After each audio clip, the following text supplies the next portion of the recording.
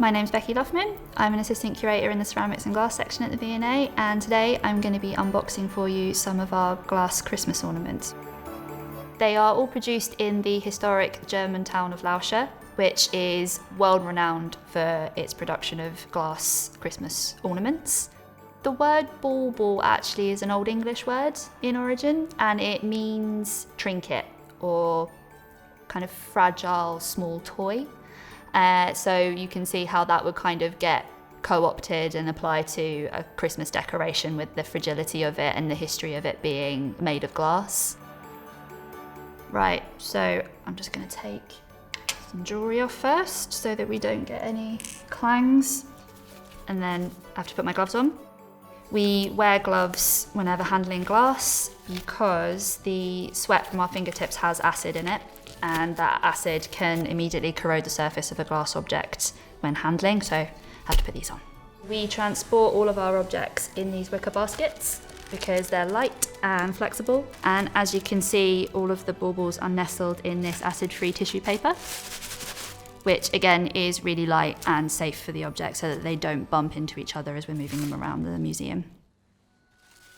This bauble is in the shape of a pine cone, which you see quite commonly in Christmas tree decorations. A lot more blinged up though. So we've got multicoloured glass with painted lacquer, and we've also got a lot of lovely glitter as well. One of the things that made Lauscha so brilliant at creating Christmas baubles was their moulds. This pinecone shape that we see here is in great relief. When we say in relief, we are referring then to these kind of really delicate details that are raised. So if you were able to run your fingers across them, you'd be able to feel them above the surface. And that's how you can tell the shape has been created, by blowing from the inside out. The way that this would have been produced is using a hollow tube of glass, which is then heated by a small torch on a bench. That small hollow tube is then taken over to a two-piece mould, which is held in position in a pneumatic tube and is operated by a foot pedal. So when pushed down with the foot, the two pieces of the mould will come together and sandwich the glass in between, and then blow through that hollow tube into the mould so that you're blowing the glass outwards into this shape. And you can see here where the two halves have come together to make the whole. There's tiny highlights to each element of the cone, which again is a testament to the skill that Lauscha have and that their glassmakers have in their knowledge of the material and the glass at getting it at the perfect temperature to blow it to make the most of that moulded shape. This glitzy bauble is a lovely example of work created by Lauscha in the 90s. Beautiful front, but also something very helpful for us at the back, which I'm going to show you. If I turn this around, you can see hand painted at the back, created in Lauscha, 1992.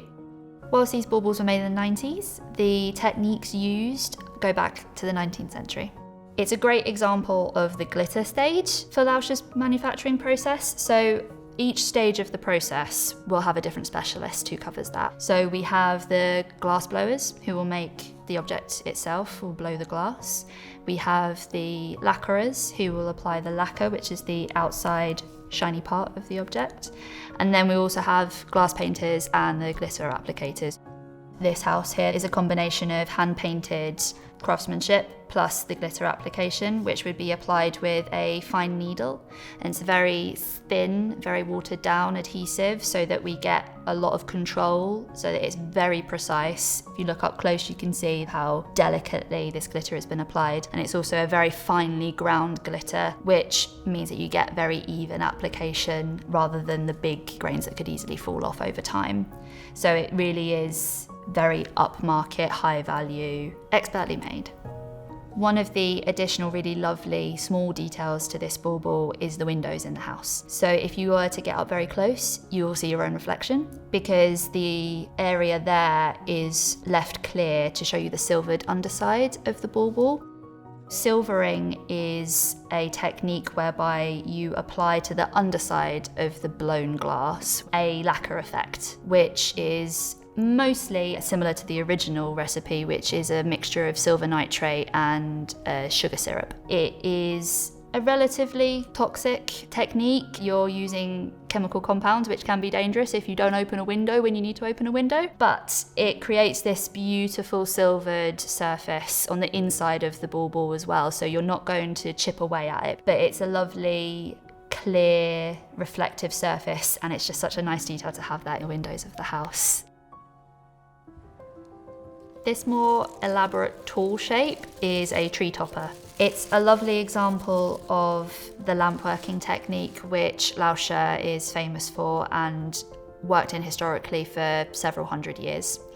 If I were to turn it up this way, it's got a lovely show of the hollow glass tubing, which Lauschian glass blowers would use to create their Christmas ornaments. It was a cottage culture, whereby the glass house would produce hundreds of what we would call glass canes, which is tubes of hollow glass. And those tubes of glass would be delivered to the homes around Lauscha and other German towns that were working with glass, where the whole family would be involved in the process of making these Christmas ornaments. And the glass tubes would be heated on your kitchen table potentially, and typically it would be the man of the house who would be blowing the glass. You get it up to the perfect temperature and then sandwich that glass tube between two pieces of a mould. That mould would then be compressed down and you would blow as a glass blower into the hollow tube, and that would then cause the glass to expand into the mould, for example creating a shape like this. And then the next process, which again would be taking place in the home and with the family, you would lacquer and silver the bauble, and the lacquering and painting typically would be done by the women of the household. Finally, what would happen is you would remove the tubular end of the piece of glass so that you would be finished with your final shape. But of course here they have very kindly, because it's a tree topper, they've kept that part of the tubing to the object so that you can use it in a different way.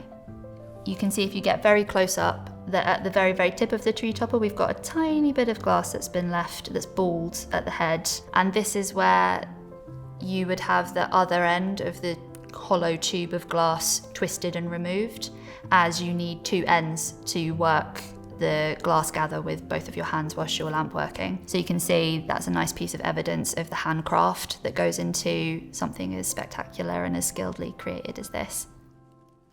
This luxurious Christmas bauble has a very distinctive technique used on the surface decoration. So this is called ice lacquer. And again, it's a Lauschian technique, which is a lacquer paint applied to the surface of the glass. And there is a chemical reaction that happens as it slowly dries, where it crystallizes and creates these explosions of crystals on the surface. So it looks as if ice is breaking. And it almost creates a sort of velvety texture, and it's very high end. In contrast to the lamp making technique, which is the more historical side of Lauscha's Christmas decorations, this would have been produced as a blown piece of glass.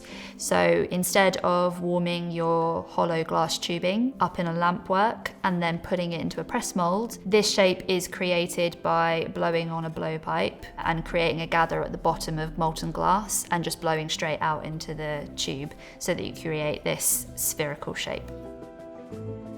This is a bell-shaped Christmas bauble. So all of the red that is on the outside of this piece is a lacquer paint. After the piece has been blown and silvered, you would then dunk it in a lacquer mixture with the glass tubing still connected to the press molded shape. Take it out, give it a little twist so that you'd get all of the excess off without any of it pooling in too many areas, so it was an even distribution of lacquer. And then you're left with this beautiful matte textured but shiny surface. It's gonna look gorgeous under fairies or candlelight. Additionally here we've got painted decoration. All of these white speckled areas are hand painted with glass enamel paints and then have a tiny amount of glitter applied individually over the top. So that is deliberate, that's not damage to the object there.